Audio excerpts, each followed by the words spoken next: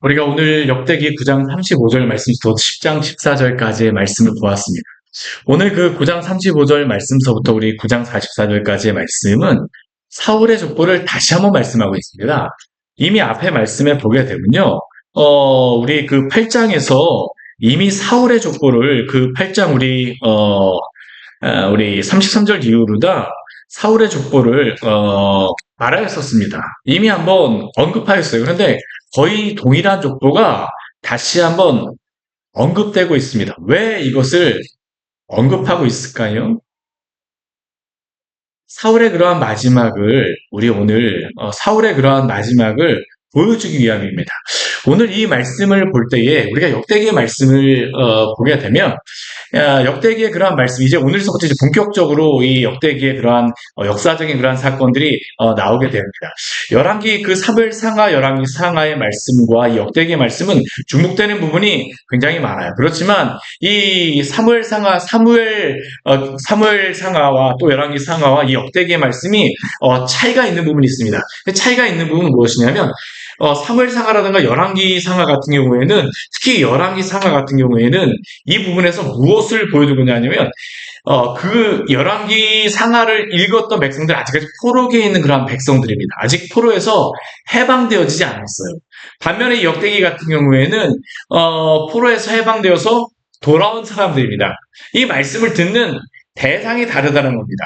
열왕기의 그러한 백성들, 사무엘 상하의 말씀과 열왕기 상하의 말씀을 듣는 사람들에게는, 그러면 그들에게 가장 가지고 있는, 그들이 마음속에 가지고 있는 가장 큰 질문이 무엇일까요? 왜 우리가 여기에 포로로 붙잡혀 와 있는 것이냐라는 것에 대해서 그들은 사실 해결하기가 이게 힘든 그러한 문제입니다. 왜 우리가 여기에 포로로 붙잡혀 와 있습니까? 그런데 역대기 같은 경우는 그 문제를 해결했어요. 포로에서 돌아왔기 때문이죠. 그런데 이 역대기 백성들에게 또 한 가지 질문이 있습니다. 포로에서 돌아와서 우리가 다시 회복하는 방법은 무엇입니까? 라는 그런 겁니다. 어쩌면 이 열왕기 상하의 그 백성들, 이 포로기에 있는 백성들이나 역대기의 백성들이나 사실 이 사람들이 어떻게 마음을 먹느냐에 따라서 둘 다 절망 가운데 있을 수 있는 겁니다. 왜냐하면 이 열왕기는 포로 가운데 있어서 절망스럽지만 이 역대기 같은 경우는 포로에서 돌아왔음에도 불구하고 별 차이 없네라고 생각되면 어떻습니까? 사실 그게 우리에게 더 힘들게 하는 이유가 되곤 하지 않습니까? 그런데 별 차이 없네라고 생각하는 그 이스라엘 백성들에게, 포로에서 돌아온 백성들에게 그들이 어떻게 회복하는지, 그들이 어떻게 하나님 앞에 돌아갈 수 있는지를 알려주는 것이 바로 이 역대기의 말씀이죠. 특별히 이 역대기의 말씀 보게 되면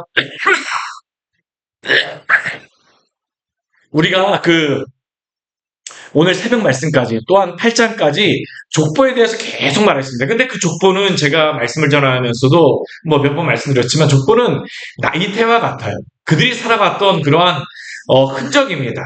그들이 어떠한 지파들 같은 경우에는 유다라든가 레위라든가 레이지파라든가 그나마 베냐민 같은 경우에는 이 족보가 잘 기록되어 있지만 나머지 지파 같은 경우에는 제대로 그것이 기록되어 있지 못합니다. 왜 그럴까요? 돌아온 사람이 없기 때문입니다. 제대로 기록할 수가 없어요. 사실 이 족보라고 하는 것을 통하여서 그들의 삶에 흔적이 남아있는 것이죠. 그러나 돌아왔다 할지라도 돌아온 백성들도 어떻습니까? 사실 낙심하기는 매 한 가지입니다. 아니, 하나님 돌아와도 별반응, 우리는 다윗의 그런 왕조가 다시 회복될 줄 알았는데 별로 변한 게 없네요. 우리는 성전을 회복하긴 했는데 이걸 통해 특별한 그러한 것이 그들에게는 당장 눈에 보이지 않는 겁니다. 근데 하나님께서 그들에게 이 역대기를 통해서 말씀하고자 하시는 것은 무엇일까요? 그들에게 정말 알려주고 하시는 것은 무엇이냐면, 그게 비록 그렇게 실패하고 낙심하고 별반 차이가 없는 것 같지만, 그러나 다시 시작하게 하신 분이 하나님이시라는 겁니다. 하나님이시라는 겁니다. 그리고 족보가 그들이 이전에는 그렇게 됐을지 모르지만, 그들이 족보가 그렇게 끝났을지 모르지만 하나님의 역사는 아직 끝나지 않았다는 것을 보여주는 게 바로 이 역대기의 말씀입니다. 아직도 하나님께서 살아서 역사하고 계신다. 그런 의미에서 오늘 사울의 그러한 마지막이 나오게 되죠.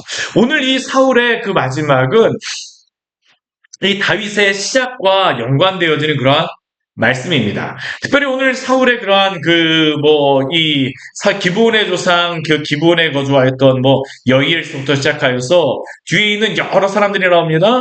우리 거기에 보게 되면 요나단의 아들 무리발, 그리고 무리발 이후에 나오는 미가 이후에 있는 그러한 많은 사람들이 나오죠. 우리 44절 같은 경우는 누구로 다 끝납니까? 아슬의 아들들이 이러하였더라라고 말씀하고 있습니다. 아셀의 아들들. 이 사람들은 어떤 사람들일까요? 지금 베냐민 지파에 아직까지 살아있는 그러한 사람들입니다. 왜 이 사람들까지 지금 말씀하고 있습니까? 비록 사울이 죽고 사울의 왕조는 끝났을지 모르지만 여전히 베냐민은 있다라는 겁니다. 어떻게요? 하나님이 지켜주셨기 때문이죠. 오늘 그 10장 말씀을 보게 되면 사울의 그 마지막 장면을 우리에게 보여주고 있습니다. 오늘 10장 1절 말씀을 보게 되면 제가 자꾸 기침을 하네요. 10장 1절 말씀을 보게 되면 블레셋 사람들과 이스라엘이 싸웠습니다. 사울의 마지막 전투였었죠. 그리고 이스라엘 사람들, 사울과 이스라엘 사람들이 블레셋 사람과 이 전쟁을 하면서 어디까지 도망을 갔냐면 길보아 산까지 도망을 하였습니다. 제가 이스라엘에 있으면서 이 길보아 산을 밤에 한번 이렇게 밤은 아니고 해가 뉘엿뉘엿 지는데 그 길을 걸었었거든요. 근데 그 도로 번호가 몇 번이었었냐면 이게 666번이었던 것 같아요. 66번이 666번이 참 이 도로를 일부러 이렇게 지었나? 라는 그런 생각이 들었었는데요. 근데 이 길보아 산에 사울이 죽임을 당하여서 엎드려졌습니다. 그리고 이곳에서 이 사울이 죽을 때에 어떤 일이 있냐면 블레셋 사람들이 사울과 그 아들들을 추적하여서 사울뿐만 아니라 사울의 아들들 요나단과 아비나다 그리고 말기수아까지 다 죽였습니다. 마지막에 어떻습니까? 3절 말씀을 보게 되면 사울도 블레셋의 활 쏘는 자가 따라왔을 때에 그 쏘는 자로 말미암아 사울이 굉장히 다급하게 되었다라고 이야기를 하죠. 그리고 그러한 가운데 그거 어떻게 합니까? 자신의 무기 가진 사람에게 이야기합니다. 뭐라고 얼마나 그가 다급하였었는지, 그가 이 블레셋의 그 활 쏘는 자에게 얼마나 쫓겼었는지, 그 마음이 얼마나 그게 위협 가운데 있었는지 자신의 무기 가진 사람에게 이야기해요. 뭐라고 이야기합니까? 너는 칼을 빼어서 나로 찌르라라고 이야기합니다. 왜 그렇습니까? 할례 받은 자들이 와서 나를 욕되게 하기를 원하지 않았기 때문입니다. 얼마나 이게 다급하였는지. 이 왕으로서 마지막에 보여주고 싶지 않은 그런 모습 아닙니까? 참 불편한 모습이죠. 비참한 모습. 아들들도 다 죽고 마지막 남은 왕조차 그 무기 잡은 자에게 자신을 찌르라라고 이야기하였는데, 근데 이 사람이 무기 잡은 자가 사울을 찌르지를 못하겠어요. 그러니까 사울이 어떻게 합니까? 자기 칼을 뽑아서 그 위에 엎드려졌다라고 이야기합니다. 얼마나 비참한 최후입니까? 스스로 자기 칼에 자결을 한 것입니다. 그 위에 엎드려졌어요.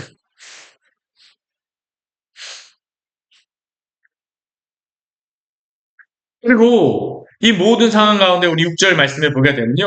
사울과 그의 세 아들이 그 온 집안이 함께 그곳에서 죽었다라고 말씀합니다. 그런데 이렇게 사울과 그의 아들들이 죽은 것으로서만 끝나지 않습니다. 오늘 말씀에 오게 되면 굉장히 비참한 그러한 모습들이 계속 나오고 있어요. 우리 그 뒤에 보게 되면 모든 이스라엘 사람들이 도망하고 난 다음에 블레셋 사람들이 와갖고 사울이 그 죽은 것을 보고 어떻게 하냐면 그 사울의 그 옷을 다 벗기고 그리고 그의 머리와 갑옷을 가져다가 그 블레셋 땅 사방에 다 보냈습니다. 사울이 죽었다라는 겁니다. 우리가 사울에게 이겼다. 얼마나 비참한 그러한 모습이고 이스라엘 백성들이 얼마나 비참한 그러한 상황입니까? 그리고 심지어는 우리 10절 말씀을 보게 되면 사울의 갑옷을 그들의 신전에 두고 그 사울의 머리를 어디에 달았습니까? 다곤의 신전에 달았다라고 이야기하고 있죠. 참 비참한 그런 모습이에요. 불쌍한 그런 모습이죠. 그리고 길르한 그런데 이러한 때에 누가 이 사울의 이 치욕을 벗어나게 해주냐면 우리 11절 말씀에 오게 되면 길르앗 야베스 모든 사람들이 와서 그 사람들이 사울에게 행한 일을 듣자 그 용사들이 일어나서 사울의 시체와 그의 아들들의 시체를 거두어서 야베스로 가져다가 그곳 상수리 나무 아래 그 해구를 장사하고 7일간 금식하였다라고 말하고 있습니다. 왜 이렇게 길르앗 야베스 사람, 이스라엘 백성들은 다 도망갔는데 이 길르앗 야베스 사람들은 어떤 사람이냐면 요단 동편의 사람입니다. 요단 서편에서 사울과 같이 전쟁했던 사람들은 다 도망갔어요. 그런데 요단 동편에 있었던 이 소식을 들었던 요단 동편의 길르앗 야베스 사람들이 이 사울의 이러한 이야기를 듣고 와서 사울의 이러한 모습을 해결하기 위하여서 사울의 시체를 거두어서 길르앗 야베스로 가져가서 그 해구를 장사하였다라고 말씀하고 있죠. 왜 이러한 일을 합니까? 첫 번째 이유는 사울과 길르앗 야베스 사람들은 먼 친척이 되기 때문입니다. 우리가 그 앞에 우리 사무엘상 말씀에 보게 되면 사사기 말씀이죠. 사사기 우리 21장 말씀을 보게 되면 베냐민 지파와 나머지 11지파 간의 그 전쟁이 벌어졌을 때에 베냐민 사람들이 600명만 낳고 모두 죽임을 당하였습니다. 그런데 그 600명의 사람들이 남았을 때 이 베냐민 사람들이 어떻게 하냐면 그 아내를 취하는데 이 길르앗 야베스 사람들을 아내로 취하게 되었습니다. 그래서 이 길르앗 야베스 사람들이 이 사울과 먼 친척이 되어지는 것이죠. 그렇기 때문에 이 길르앗 야베스 사람들이 와서 사울을 도와주는 것이라고 할 수 있습니다. 그리고 또 중요한 두 번째, 이들이 사울을 도와준 두 번째 이유는 사무엘상 우리 11장 말씀해 보게 되면 사울이 사무엘에게 기름으로 부음받았고 가장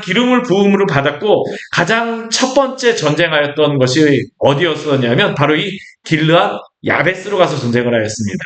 암몬 사람 나하스가 길르앗 야베스에 쳐들어왔을 때에 사울이 아직까지 왕권이 확립이 분명히 되지 않았음에도 불구하고 목숨 걸고 가서 그들을 구해 주었기 때문에 이 길르앗 야베스 사람들이 요단강을 건너와서 사울과 그의 아들의 시체를 가지고 정성껏 장사하고 7일간 금식하였던 겁니다. 어찌 보면 가장 조건 없는 긍휼의 마음으로 베풀었던 사울의 이 도움이 다시 한번 이 길르앗 야베스 사람들에게 긍휼을 얻게 한 이유가 되어졌다라고 할 수 있죠. 그런데 오늘 말씀을 보게 되면요, 오늘 이 10장 말씀을 보게 되면 사울의 이 죽음에 대해서 왜 사울이 죽음을 당하였는지 이것을 우리에게 이야기하겠습니다. 왜 사울이 죽임을 당하였을까요? 오늘 13절 말씀해 보게 되면 이렇게 말씀하고 있죠. 우리 13절 말씀 같이 한번 읽어볼까요?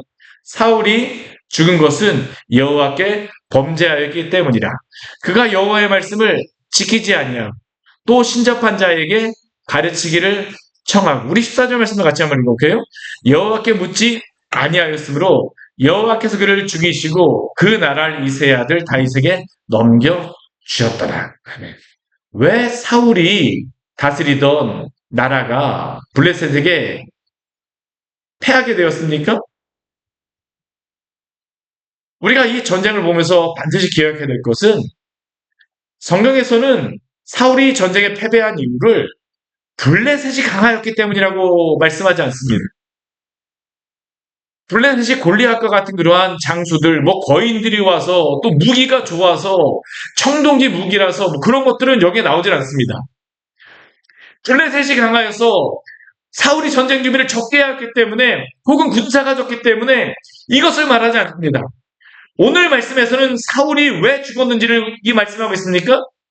사울이 여호와께 범죄하였기 때문이라고 이야기합니다. 하나님 앞에 범죄하였기 때문입니다. 하나님 앞에 범죄하였기 때문에 하나님께서 사울로 하여금 패배하게 하셨다는 겁니다.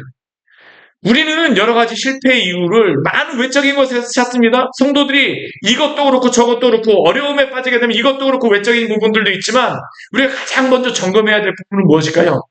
하나님과 우리와의 관계를 먼저 점검하시기를 바랍니다. 오늘 사울에게 보여주신 것이 바로 그것입니다. 모든 우리의 고난이 우리의 죄 때문이라고 할 수 없지만 그러나 많은 고난의 이유가 무엇일까요?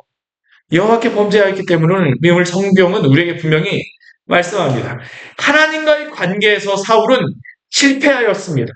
사울이 전쟁을 못하였기 때문이 아니라 그가 힘이 약하였기 때문이 아니라 여호와께 범죄하였기 때문에 하나님께서 사울을 심판하셨다라고 말씀하고 있습니다. 사랑하는 여러분, 하나님과의 관계에 먼저 승리하시기를 바랍니다. 세상에 먼저 승리하려고 하지 마십시오. 블레셋에게 이기는 것, 성도에게는 세상에 이기는 것을 준비하는 게 먼저가 아니라 누구와의 관계에서 먼저 우리가 이겨야 될까요? 하나님과의 관계. 하나님과의 그 관계에서 우리가 평안한 그러한 관계를 가져야 합니다. 오늘 그 역대상 10장 13절 말씀과 같이 사울이 죽은 것은 무엇 때문이라고요? 여호와께 범죄하였기 때문이라. 이 범죄는 특별히 어떠한 범죄입니까? 사귐이 끊어졌습니다. 우리 뒤에 보게 되면 그가 여호와의 말씀을 지키지 아니하고 신접한 자에게 가르치기를 청하고, 하나님과 사울의 관계가 사실은 여기서 끊어졌기 때문에 하나님께 물을 수 있는 방법도 그에게는 없었습니다. 이스라엘의 왕들이 하나님께 다윗도 그렇고 왕들이 하나님의 응답을 받는 세 가지의 통로가 있어요. 무엇일까요? 첫 번째는 왕 자신에게 하나님이 직접 알려줄 때가 있습니다. 여러 가지 꿈이라든가 환상을 통해서 하나님이 말씀해 줄 때가 있었어요. 그런데 그러한 것들이 하나님께서 주시지만 사울 같은 경우는 어떻게 할까요? 하나님과 관계가 다 부러진 겁니다. 사울이 아무리 하나님께 구하여도 하나님이 응답해 주지 않습니다. 그러면 사울에게 그러한 관계가 끊어 사귐이 하나님과의 사귐이 없게 되면 그 왜 다른 것들을 통해서 하나님이 말씀해 주신 것이 있어요? 두 번째 하나님이 그 왕들에게 알려주시는 방법이 무엇일까요? 객관적으로 알려주시는 방법. 제사장을 통하여서입니다. 제사장에 있는 우림과 둠밈을 통하여서 그 에봇에 있는 우림과 둠밈을 통하여서 하나님께 묻곤 하였습니다. 근데 사울은 그 옆에 제사장이 한 명도 없었습니다. 왜 없었을까요? 사울이 제사장들을 다 죽였습니다. 다윗에게 그 빵을 줬다라는 이야기를 듣자 다윗에게 빵을 주었던 그 제사장들 이야기를 듣고 그곳에 가서 도액이라는 사람을 통해서 제사장들을 다 죽여버렸습니다. 남아있는 제사장은 누구에게 갈까요? 다윗에게 갔습니다. 사울에게는 더 이상 제사장이 없어요. 하나님께 물을 수 있는 사람이 없는 겁니다. 세 번째 하나님의 방법을 들을 수 있는 방법이 있었어요. 그 방법이 무엇일까요? 선지자에게 듣는 것입니다. 근데 사울에게 그 평생에 있었던 선지자는 딱 한 명이었습니다. 누굴까요? 사무엘 선지자입니다. 사무엘 선지자. 근데 사무엘 선지자도 그가 젊었을 때 관계가 어긋나게 되어졌죠. 내가 너를 다시는 보지 않게 다윗에게 기름 붓습니다. 그리고 이때는 어떻게 됐냐면 사무엘 선지자는 죽었습니다. 이 사람이 엔돌의 여인에게 신접한 여인에게 가서 가르치기를 청하였다고 하는데 사실 이 엔돌의 여인에게 청하는 게 아닙니다. 누구를 만나고 싶었을까요? 사무엘을 만나고 싶었던 겁니다. 이 엔돌의 여인에게 가갖고 이 길보아산은 가깝습니다. 여기서 그렇게 멀지 않아요. 몇 킬로밖에 안 떨어졌거든요. 이 길보아산, 여기 다볼산 다 요 주변인데 근데 여기에 그 엔돌의 여인에게 가갖고 그가 이야기한 게 무엇입니까? 나에게 사무엘을 불러올리라. 정상적인 방법입니까? 아닙니다. 평상적인 방법이 아니에요. 그리고 나타난 사무엘이라고 하는 그러한 존재조차도 어떻습니까? 사울에게 낙심되는 이야기, 패배할 거라고 이야기하죠. 전쟁에 패배할 거라고 합니다. 거기에 어떻습니까? 사울이 완전히 낙심하여서 이 전쟁에 패배하는 것입니다. 문제는 무엇입니까? 전쟁에 사울이 실패했다고 하지 않아요. 무엇에 그는 실패한 것입니까? 하나님과의 관계가 끊어졌기 때문입니다. 하나님과의 사귐이 끊어졌기 때문입니다. 사랑하는 여러분, 하나님과의 사귐을 항상 귀중하게 여기고 하나님을 친밀하게 여기며 날마다 주님께 묻고 그의 말씀을 듣고 또한 그 은혜를 날마다 사모하며 살아가시기를 바랍니다. 사울의 잘못은 그것이었습니다. 하나님과의 사귐이 끊어졌어요. 우리가 교회 생활도 바로 그것이죠. 우리가 하나님 앞에 나와서 직접 기도할 수 있습니다. 또 도움을 구할 때는 어떻습니까? 저라든가 아니면 여러 신앙의 말씀을 통해서 우리가 또 말씀을 볼 수도 있죠. 또 기도도 할 수 있습니다. 또 목회자를 통하여서 도움을 요청할 수도 있고 여러 신앙의 상담을 할 수 있는데 우리가 혼자서 내가 이걸 하겠다라고 내 힘만 의지하게 되면 어떨까요? 안 됩니다. 주님과 사귐을 날마다 친밀하게 하신 우리 성도님 되시기를 축원합니다. 오늘 보게 되면 사울은 하나님께 묻지 않죠. 그러니까 하나님이 어떠십니까? 그를 죽이고 그 나라를 이새의 아들 다윗에게 넘겨주셨다라고 말씀하고 있습니다. 근데 우리가 우리 뒤에 13절, 14절 말씀을 보면 또 그렇기도 하지만 사울이 이렇게 되어지는 이유가 있습니다. 사울의 그러한 모습을 보게 되면요. 이 사울은 이게 오늘날로 보게 되면 심리학적으로 본다면 이 항상 두려움에 휩싸여서 살아갔던 사람입니다. 항상 두려워했던 사람이에요. 우리 앞에 한번 말씀 보십시오. 우리 그 10장 말씀, 우리 앞에 말씀에 보게 되면요. 우리 10장 3절 말씀에 오게 되면 뭐라고 말씀하고 있습니까? 사울을 맹렬히 치며 활 쏘는 자가 사울에게 따라 미치매 사울이 그 쏘는 자로 말미암아 심히 다급하여. 근데 사울의 인생은요. 항상 심히 다급한 인생이었습니다. 실제로 그렇습니다. 나를 욕되게 할까 두렵다라고 이야기하지만 사실은 이것도 할례받은 자가 와서 나를 그렇게 할까 내가 수치스럽다라고 이야기하는 거지 하나님에 대하여서 그가 의지하고 행동하는 것은 아닙니다. 그는 항상 어땠었냐면 주변 사람들의 낯빛과 여러 가지 상황에 휩쓸려 다니기에 바빴던 사람입니다. 우리 사무엘상 우리 10장 23절과 24절 말씀에 보게 되면 이렇게 그 사울에 대해서 이렇게 이야기합니다. 그 사울을 데려왔을 때 어깨이만큼 크고 또한 사무엘이 이 사울을 향해서 뭐라고 하냐면 너희는 여호와께서 택하신 자를 보느냐 모든 백성 중에 짝할 리가 없느니라 하니 백성이 왕의 만사를 외쳐 부르니라. 이것은 무엇일까요? 사울의 외관으로 보게 되면 이 사울은 누가 보아도 왕을 할 자질의 사람이었습니다. 외관으로 보기에는 왕을 할 만한 사람이었습니다. 그는 모든 사람들보다 어깨이만큼 정도의 풍채를 지닌 사람이었고 이런 사울의 모습은 그들을 대신해 전쟁을 행할 만한 그러한 그 왕을 찾던 이스라엘 백성에게는 정말로 딱 마음에 맞는 사람이었죠. 매력적인 외모와 또한 풍채를 지녔던 사람. 그런데 모습은 그랬을지 모르지만 그의 마음은 어떻습니까? 용맹하지 못하겠습니다. 왜 그럴까요? 사람은 두려워했을지 모르지만 하나님은 경외하지 않았기 때문입니다. 본질적으로 그는 사람을 두려워하고 사람의 얼굴만 볼 줄 알았지 하나님은 경외할 줄 모르는 사람이 사울이었다는 겁니다. 왜 사무엘상 13장에서 그가 블레셋과의 전쟁을 앞두고 우리 그 사무엘상 13장 말씀에 보게 되면 이 죽음 앞두기 전에 여러 번 전쟁하는데 그 앞에 보게 되면 사무엘이 약속한 이래 동안 오지 않게 되죠. 사울이 자신의 자신이 왜 직접 사무엘 대신에 번제와 화목제를 드립니까? 우리 사무엘상 13장 11절 말씀을 보게 되면 이렇게 말씀합니다. 왕이 행하신 것이 무엇이냐 하니 사울이 이르되 백성은 내게서 흩어지고 당신은 정한 날에 오지 아니하고 블레셋 사람은 믹마스에 모였음을 내가 보았으므로 이에 내가 이르기를 블레셋 사람들이 나를 치러 길갈로 내려오겠거늘 내가 여호와께 은혜를 간구하지 못하였다고 부득이하여 번제를 드렸나이다. 왜 그가 이러한 일을 행합니까? 사람 두려워했기 때문입니다. 하나님께서는 사무엘을 통해서 분명히 나를 기다리라고 말씀하셨는데도 불구하고요. 그가 하나님께 은혜를 구하지 않았다라고 하지만 그가 번제를 드리려면 하나님을 의지하여서가 아닙니다. 왜 그가 그 번제를 드리고 있습니까? 사람을 두려워하기 때문입니다. 블레셋 사람을 두려워하고요. 이스라엘 사람들은 자신에게서 떠나가는 것을 두려워합니다. 적도 두렵고 나에게 있는 사람도 두렵습니다. 근데 사실 우리가 이렇지 않습니까? 근데 이게 어떤 때입니까?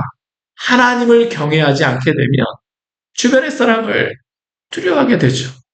사울의 인생은 그렇습니다. 항상 다급했던 사람이었죠.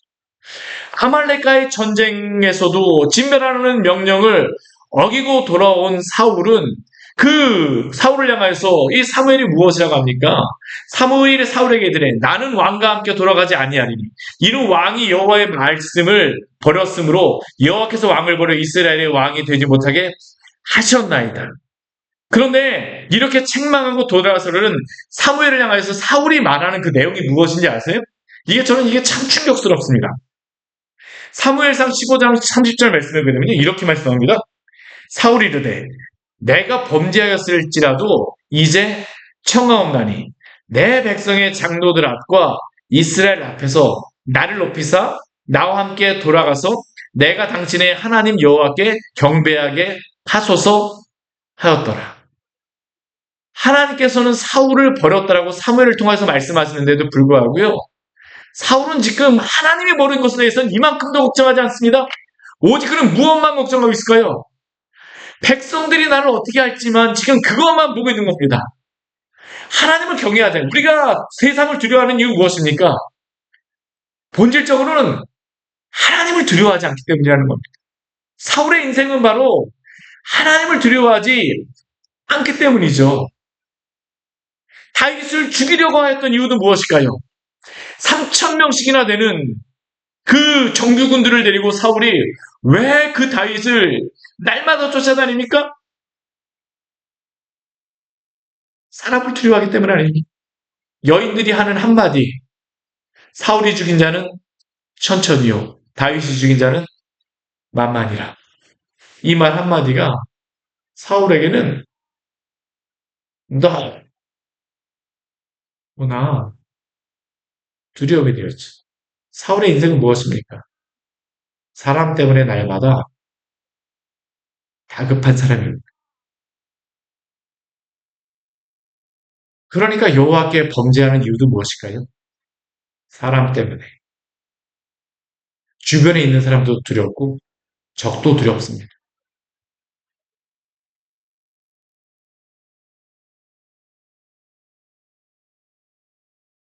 사랑하는 여러분, 하나님 경외하시기를 바랍니다. 근데 우리가 이 말씀을 통해서 분명히 알아야 될 것은 무엇이냐면요. 사울의 족보와 사울의 이 최후를 말씀하시지만 사울은 이렇게 실패하였습니다. 근데 우리가 분명히 기억해야 될 것은 사울이 실패하였다고 해서 하나님이 실패하지 않으셨음을 기억하십시오.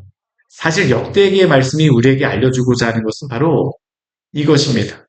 이전에 그들의 족보는 그들의 조상의 족보는 나이테와 같이 죄악의 여러 가지 모습들이 드러났지만 그들의 조상들이 실패하였다고 해서 하나님이 실패하신 것은 아닙니다. 베냐민 그 사울의 족보도 사울에게서 요나단과 그 세 아들들이 죽은 것으로서 끝나지 않습니다.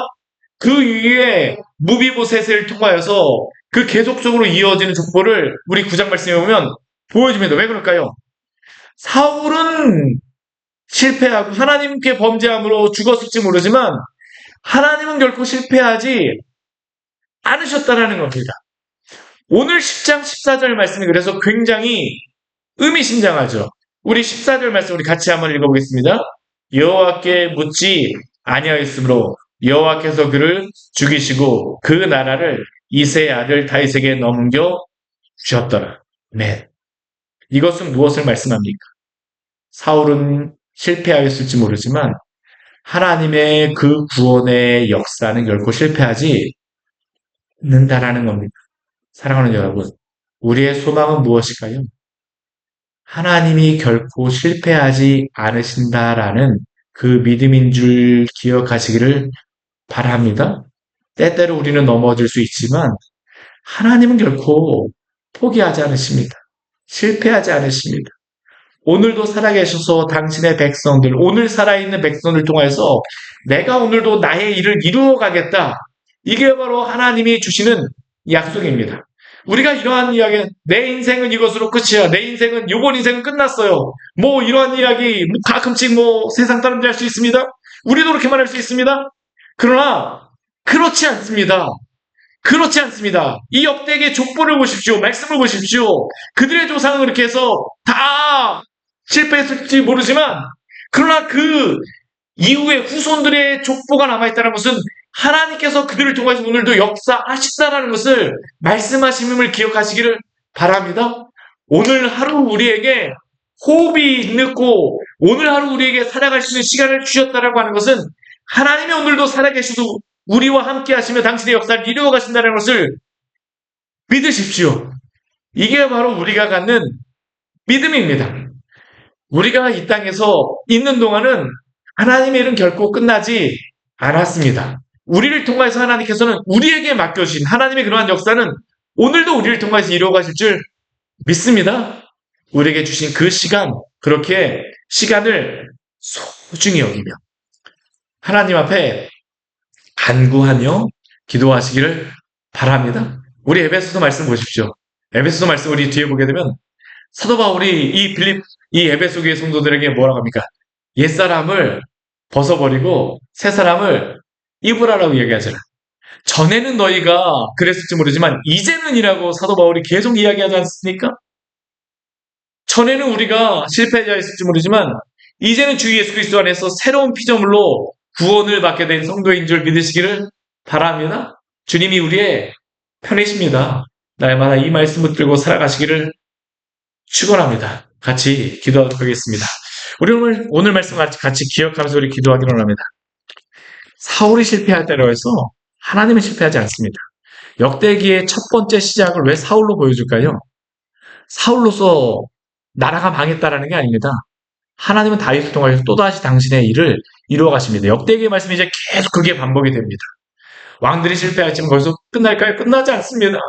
내가 또다시 거기에서 이루어 가겠다는 겁니다. 또 다른 하나님 신실하게 의지하는 자들을 세우시고 또 그들을 통해서 하나님의 영광을 나타내시고 하나님의 일들을 이루어 가십니다. 오늘 이 시간 주님 앞에 같이 기도할 때 우리 같이 간절히 기도하기로 하네요. 주여 내가 하나님의 영광을 보는 자들 되어지게 하여 주시옵소서. 낙심하여 쓰러진 자들이 아니라 주님 우리가 옛사람으로서의 그런 모습을 가진 자들 아니라 새 사람을 입은 자들로서 주 앞에서 일어나게 하여 주시옵소서. 독수리가 날개치며 일어난 같이 주님 당신 의지함으로 승리하신 주님 안에서 일어나서 주 안에서 소망을 갖는 자들에게 하여 주시옵소서. 주의 영광을 보게 하여 주시옵소서. 이 시간 주님 앞에 간절히 기도하도록 하겠습니다. 같이 기도하시겠습니다. 하나님 아버지 시간 주님 앞에 기도하며 나아갑니다. 주여 인도하여 주시옵소서.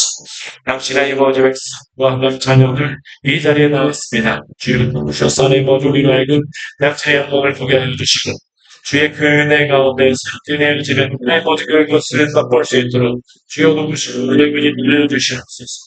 귀한 하나님 당신의 백성들에게 하나님의 하나님의 은혜를 베풀어 주시고 주님 안의 그 영광 가운데에서 하나님의 그 놀라운 가운데에서 하나님 당신의 아버지 그 뜻을 바라볼 수 있도록 주여 누구시고 하나님을 인도하여 주시옵소서. 하나님 아버지 오늘도 하나님 살아계시는 하나님께서 오늘도 하나님 아버지 역사하신 하나님께서 우리가 하나님 아버지 하나님이 누구지 하나님의 내심을 오늘도 우리에게 보여주시고 우리가 하나님 이 당시 하나님 아버지 일들을 하나님 아버지 우리에게 선포하심을 우리가 하나님 아버지 믿음이 없어서 보지 못하는 자들 되지 않게 하여 주시옵소서. 전에는 우리가 하나님 아버지 실패하고 낙심하였을지 모르지만 이제는 주님 안에서 새로운 소망을 얻게 하여 주시고 우리 안에서 새 일을 행하시는 주님을 의지할 수 있도록 주여 도우시고 인도하여 주시옵소서. 우리에게 믿음을 도와여 주십시오. 우리가 하나님 아버지 온전히 믿음을 가지고 주님을 해바라볼 수 있도록 주여 도우시고 하나님을 인도하여 주시옵소서. 주님 앞에 하나님을 설 수 있는 귀한 성도들 되어지게 하여 주시고 우리 하나님의 시력이 정말 이 땅에만 고정되어지는 것이 아니라 하나님의 땅의 것을 구하는 자들이 아니라 위의 것을 구하며 위의 것을 바라보며 살아가는 하나님의 성도들 될 수 있도록 주여 도우시고 하나님을 인도하여 주시옵소서. 우리에게 주신 믿음이 하나님 아버지 무엇인지 하나님 아버지 기억하게 하여 주시고 주 예수 그리스도 안에서 우리를 구원하신 그 하나님의 놀라운 은혜 안에 결코 포기하지 않으시겠다고 말씀하신 그 약속을 붙들고 나에게 나아가게 하여 주시옵소서. 하나님 아버지 오늘 말씀을 통하여서 우리에게 귀한 은혜를 주시니 감사를 드립니다. 사울이 범죄하여 비록 그가 죽었으나 그러나 하나님께서는 다윗을 통하여서 하나님의 새로운 역사를 이루어 가십니다. 어제까지 우리가 실패하였을지 모르겠으나 그러나 오늘 다시 주님을 의지하고 나아가는 성도들에게 주께서는 새로운 일을 행하시는 줄 믿습니다. 땅의 것을 구하는 자가 아니라 하늘의 것을 구하며 옛사람이 죽었다라고 하는데 여전히 옛사람을 다시 옷 입으려고 애쓰는 자들이 아니라 이제는 새 사람을 옷 입고 살아가는 귀한 성도들 에게 하여 주시옵소서. 이전에 얽매인 자들이 아니라 이제는 하나님 아버지 주님의 나라를 향하여서 믿음의 경주, 분투를 하기로 나오니 주여 우리로 하여금 새로운 시야를 갖게 하여 시각을 갖게 하여 주시고 주 안에서 눈이 떠져서 새 소망과 새로운 꿈을 가지고 주 앞에 나아가는 성도요 교회 될 수 있도록 은혜 내려 주시옵소서. 예수님 이름으로 기도드립니다. 아멘. 내는 주의 영광을 보내 우리가 찬양하도록 하겠습니다.